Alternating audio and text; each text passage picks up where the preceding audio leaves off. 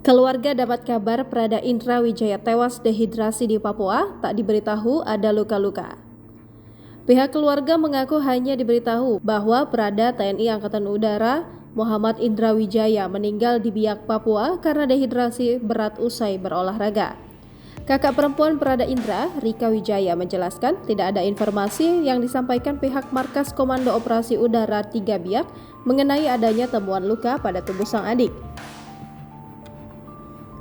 Tak ada juga penjelasan soal dugaan penganiayaan yang dilakukan oleh rekan sesama prajurit. Rika mengatakan awalnya pihak keluarga mendapatkan kabar duka yang hanya menginformasikan telah berpulangnya Prada Indra. Kemudian pihak keluarga menghubungi atasan Indra untuk meminta sambungan video. Saat video call itu, kata Rika, pihak keluarga terkejut melihat beberapa bagian wajah Prada Indra, yakni mata dan hidung, yang sudah ditutupi menggunakan kapas.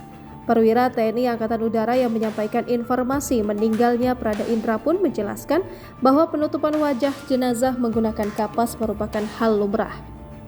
Pihak keluarga pun meminta keterangan resmi dari tim dokter mengenai penyebab kematian Prada Indra. Dari situ disampaikan bahwa Prada Indra meninggal usai mengalami dehidrasi berat. Keluarga mempercayai keterangan dari dokter dan atasan Prada Indra sampai akhirnya jenazah Prada Indra tiba di rumah duka di Tangerang. Jenazah Prada Indra berada di dalam peti yang terkunci. Keluarga pun membuka paksa peti itu dan terkejut melihat langsung kondisi jenazah Prada Indra yang penuh luka lebam di dada dan perut serta wajah mengeluarkan darah.